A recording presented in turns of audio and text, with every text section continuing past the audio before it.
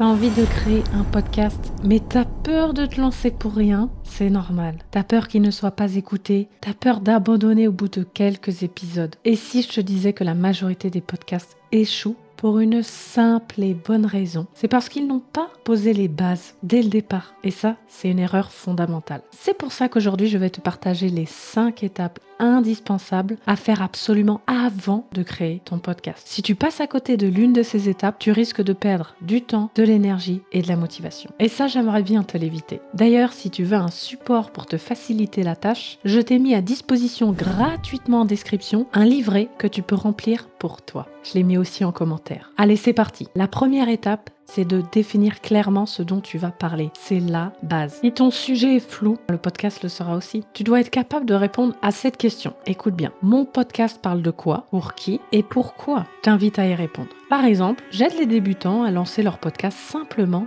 et efficacement. Tu vois, c'est clair, précis. Tout le monde peut comprendre.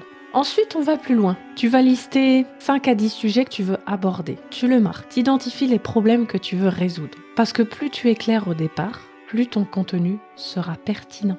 C'est ce qui fera la différence. La deuxième étape, c'est bien sûr de choisir le format que tu veux avoir. Ça va impacter ton organisation. Tu dois décider si tu vas être en solo, si tu vas faire une interview, une discussion, combien de temps il va durer. Et ça, c'est important. Pourquoi ? Parce que c'est le format qui impacte le matériel, ton énergie, ton organisation si tu as des invités, ton rythme de production et l'expérience de ton auditeur. Par exemple, si tu demandes de plus de préparation à un podcast d'interview, parce qu'il y a une gestion des invités. Donc ne fais pas le bon choix. Il faut que ton choix soit cohérent avec toi et ta situation. Avant de passer à la prochaine étape, si tu veux d'autres conseils pour créer un podcast qui attire vraiment des auditeurs, je t'invite à t'abonner à ma chaîne Alexandrine Go Podcast. On va construire ensemble. La troisième étape, c'est de choisir un matériel adapté, sans se ruiner. Pourquoi je dis adapté ? Parce que beaucoup font l'erreur parce qu'ils veulent commencer par acheter le matériel, mais c'est la mauvaise idée. Parce que ton matériel dépend de ton format, comme je l'ai dit tout à l'heure, et pas l'inverse. Donc si tu veux créer un podcast, il faut d'abord, si tu utilises un micro sur ton téléphone, un ordinateur, tu peux commencer très simple. T'as pas besoin de dépenser des milliers d'euros pour ton podcast. L'important, c'est que tu aies un son propre, que l'écoute soit agréable. Et surtout, évite d'acheter du matériel inutile comme j'ai pu le faire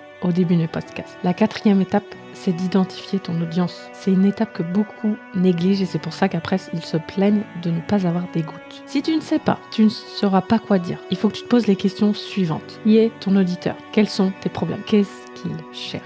Par exemple, est-ce que ton auditeur est un débutant, un expert, un entrepreneur, quelqu'un en reconversion? Plus tu es précis, plus ton contenu est impactant. En fait, ton objectif, c'est de créer un podcast utile pour quelqu'un, mais pas juste de parler, ok? La cinquième étape, d'accord? Et c'est celle qui arrive en dernier, d'accord? C'est d'avoir un nom de ton podcast, trouver le bon nom, parce qu'il doit refléter ton contenu et être reconnu facilement. Un bon nom de podcast doit être court, 1 à 4 mots, facile à retenir, cohérent avec ton thème. Idéalement, quelqu'un doit comprendre ton univers en entendant le nom de ton podcast. Et petit conseil, note plusieurs idées. Tu demandes à ton entourage ce qu'ils en pensent, ce qu'ils disent. Ça va t'aider. Si les gens retiennent ton nom facilement, t'es sur la bonne voie. Et rappel important, ne fais pas l'erreur de commencer par le nom ou le matériel dans ces étapes pour créer un podcast. L'ordre essentiel que tu dois suivre, c'est d'abord de quoi tu veux parler, choisir un format, choisir le matériel adapté, voire identifier ton audience, et enfin mettre le nom. Si tu inverses ça, tu risques de construire des bases fragiles, comme beaucoup font. Et je veux pas que tu fasses partie de ces gens-là. Donc si tu veux lancer un podcast qui fonctionne vraiment, ne saute pas ces étapes.